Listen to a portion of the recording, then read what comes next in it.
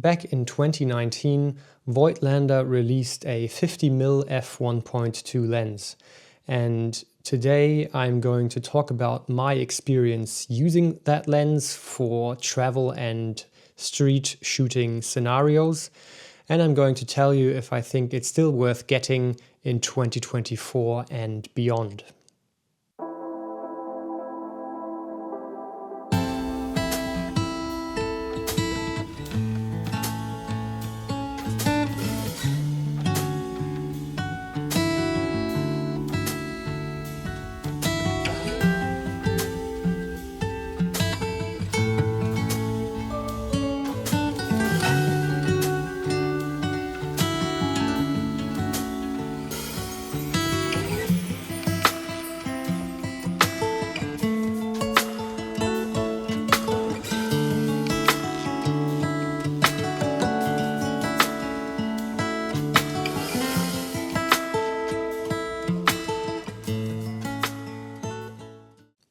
Before we get into the video, let me quickly mention that this is not a sponsored video. I paid for this lens with my own money, and I just think after using it for such a long time, I've got some valuable insights that might help you if you're interested in buying it.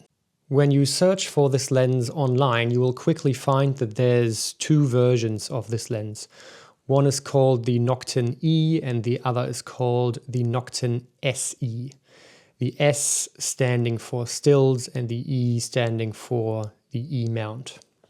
I'll quickly get into the differences of these two versions. So the lens I bought is the SE version, and visually it looks a little bit different than the E version. That one actually has, as you can see here on these pictures, the hills and valleys focus ring, which looks a little bit more vintage, and to be honest, I like a little bit more. However, that lens actually is a little bit heavier than the SE version, which made me choose the one over the other. Regarding the optical formula, both lenses are exactly the same. The E version is catered a little more towards videographers, as it has a feature that allows you to declick your aperture, which the SE version doesn't have.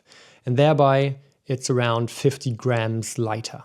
My purpose for this lens when I first bought it was travel photography. So I was actually looking out for options that give you a compact size with comparably fairly lightweight. So this actually ticked a box for me, and that was the reason why I went with the version that's 50 grams lighter, even though I might not like the visual appearance as much as the other version.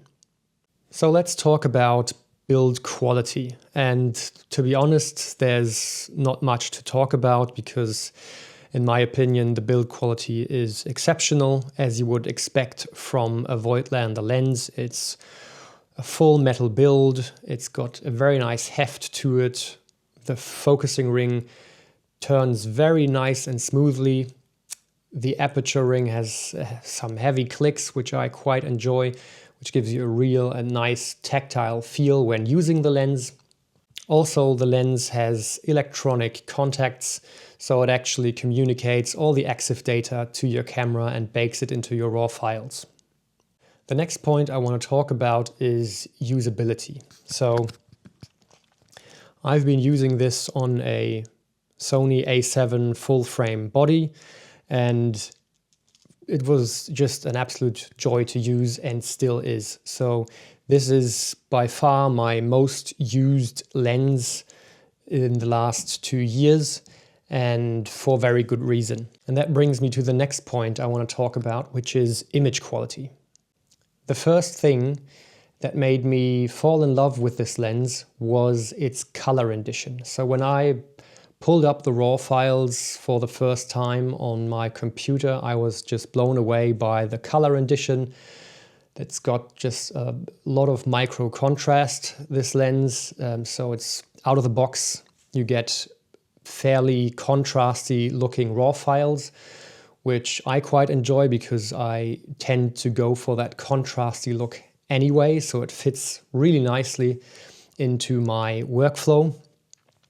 And as soon as you stop it down from f1.2 to f2 or beyond to 5.6, f8, you'll have amazing sharpness throughout the frame, and it even produces super nice sun stars. In my opinion, I quite enjoy the look of these defined sun streaks. But what makes this lens really unique, in my opinion, is the f1.2 aperture. So whenever I felt the need to take a portrait, I would open up the aperture to f1.4 or f1.2, and I would get this really pleasing look of, in general, a softened scene, but not to an extent where it gets all milky and hazy and you just lose tons of contrast. It's dialed down to a level where I think you still get beautiful tones and colors, but there's just so much softness in the scene, and the focus plane, so when you really nail focus on the eye, is still so nice and sharp and really pops in the scene. And that's just a very specific look not every lens can give you.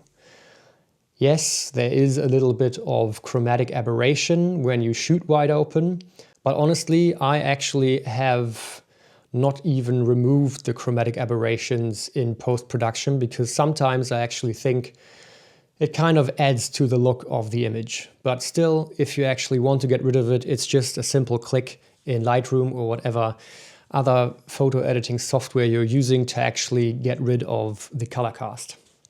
So if you've been watching this video until here, first of all, thank you very much for sticking around.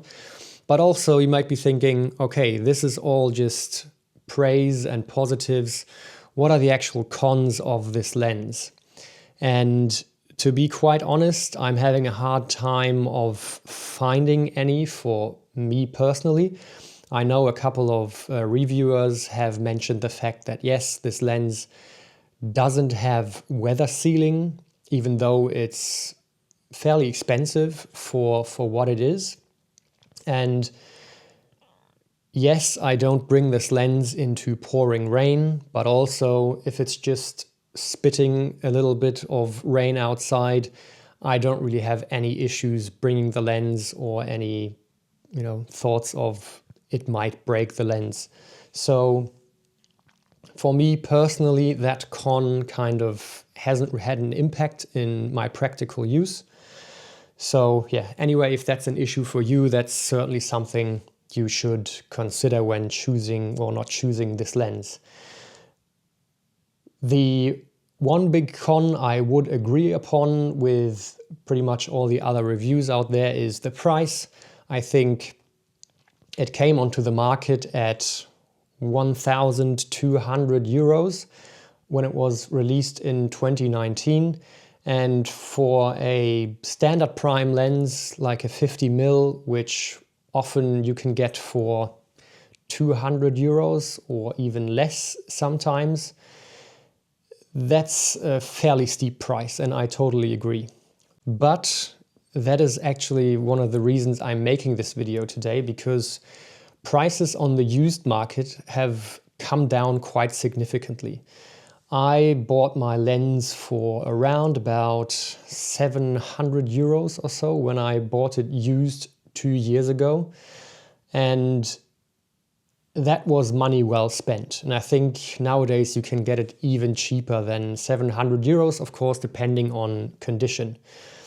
And with manual focus, full metal build lenses like these, I think there's not a lot of risk involved of buying these lenses online, used, through whatever platform you might find it on.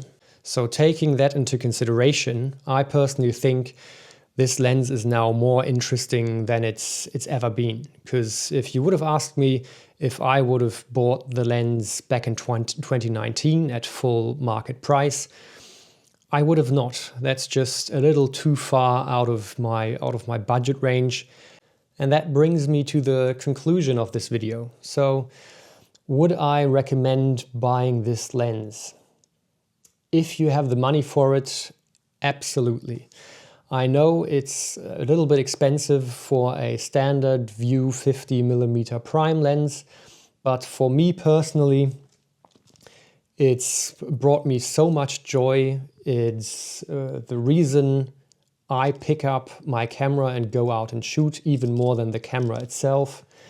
I have absolutely no gripes on how the lens feels, how I use it in practice. It just works perfectly for me in street as well as travel scenarios. So to summarize, I think this lens is well worth the premium, especially now that the used prices have come down a little bit. The image quality is absolutely amazing. I love the look that they give you straight out of camera. So if you're interested in buying this lens and you still have some questions, then please put them down in the comments below and I'll take a look at them. If this video was helpful, then please give it a like. And if you generally enjoy photography content around street and travel topics, then also please consider subscribing to the channel. Anyway, that's it. Thanks so much for watching. Until next time.